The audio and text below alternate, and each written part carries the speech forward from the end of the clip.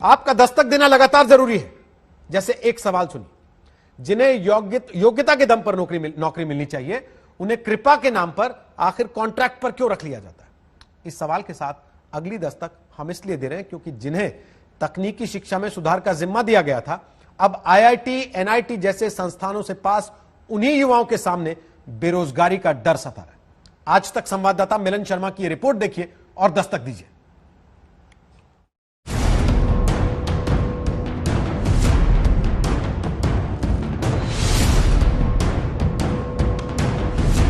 मुंह पर मास्क है, हाथ में एक पोस्टर है, दिल निराशा से भरा है, दिमाग सवालों के झंझावातों से जूझता हुआ। यह हमारे देश के वो बेटे बेटियां हैं जिन्होंने आईआईटी, एनआईटी से पढ़ाई की और फिर देश के टेक्निकल कॉलेजेस में शिक्षा की गुणवत्ता संभालने का जिम्मा अपने कंधे पर उठाया। मंगलवार तक जो पिछले 8 दिन से जंतर मंतर पर धरना देकर बेरोजगारी के डर में जी रहे थे, उन्हें बुधवार को भी रोजगार के नाम पर 6 महीने की कृपा वाला कॉन्ट्रैक्ट बढ़ाकर टरका दिया गया। जिनके बीच लगातार आज तक संवाददाता मिलन शर्मा मौजूद रही, इनके अधिकार के लिए इनकी समस्या को रिपोर्ट करते हुए। देश के श्रम मंत्री ने खुद ही कहा था कि युवा और नौजवानों को नौकरियां इसलिए नहीं मिल रही हैं क्योंकि डिग्री तो होती है उनके पास, लेकिन योग्यता नहीं होती है। अब कहानी सामने आती है ऐसे 1500 नौजवानों की जिनको सरकार ने शिक्षा की गुणवत्ता बढ़ाने का जिम्मा तो दिया है, लेकिन खुद ही उनको सरकार ने बेरोजगारी के अंधकार में ढकेल दिया है। जहां पर योग्यता पर नौकरियां मिलती हैं, तो क्यों सरकार इनको एक कॉन्ट्रैक्ट की कृपा दे रही है?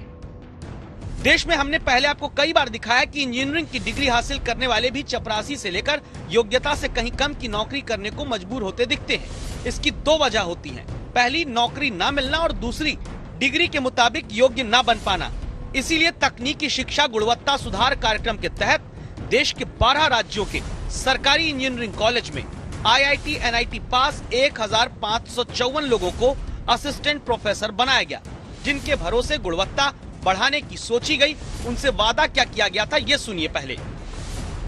पीआईपी, उसमें ये बात लिखी गई थी कि शुरुआत के 3 वर्ष इस कार्यक्रम में जो भी एक्सपेंडिचर्स होंगे वो केंद्र सरकार वर्ल्ड बैंक के फंड की हेल्प से उसको इनकर करेगी, उसको सपोर्ट करेगी और उसके बाद एक ऐसी व्यवस्था डेवलप की जाएगी, रेगुलर इंटरवल पे इन फैकल्टीज का अप्रेजल किया जाएगा और जो इसमें वेल परफॉर्मिंग फैकल्टीज हैं उसकी मैं लाइन एकदम पढ़ देता हूं आपके लिए। Well performing faculties will be retained post project from exclusively paying them from state funds. 31 मार्च को इन सब का कार्यकाल खत्म हो रहा था। बेरोजगार होने के डर से जंतर मंतर पर धरना देते इन इंजीनियरिंग डिग्रीधारी नौजवानों की समस्या आज तक ने उठाई, तो इन सहायक प्रोफेसरों का काम 6 महीने के लिए और सरकार की तरफ से बढ़ा दिया गया। लेकिन सवाल सीधा सा ये कि जिन्हें योग्यता के आधार पर पक्की नौकरी देश हित में मिलनी चाहिए, उनसे लटका लटका कर क्यों काम कराया जा रहा है? अभी हम 6 महीने के लिए जा रहे हैं, आप बताइए हमारे दिमाग में क्या रहेगा कि 6 महीने बाद हमारी फिर से स्थिति होने वाली है। जिस व्यक्ति को, और एक लाइटर नोट पे मैं बोलना चाहता हूँ, जिस व्यक्ति को ये पता हो कि वो 3 दिन बाद खत्म होने वाला है, आज हम उससे बोले एंजॉय करो, वो कैसे कर पाएगा?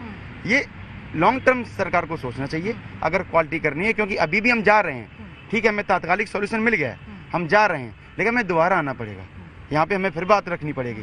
तो कृपया करके हमारा हाथ जोड़ के निवेदन है सरकार से कि एक लॉन्ग टर्म प्लान बनाइए हम लोगों के लिए।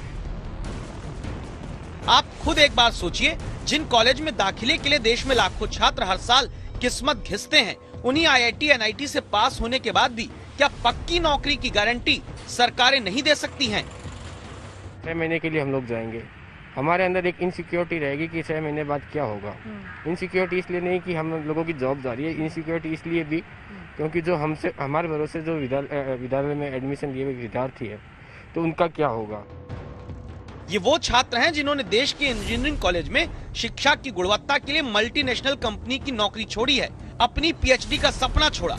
अब उन्हीं को अगले 6 महीने की अनुकंपा के भरोसे छोड़ देना क्या सही है?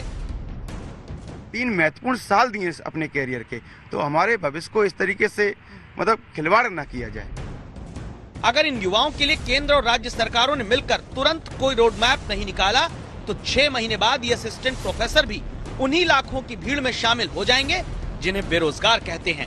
दिल्ली से मिलन शर्मा के साथ आज तक ब्यूरो।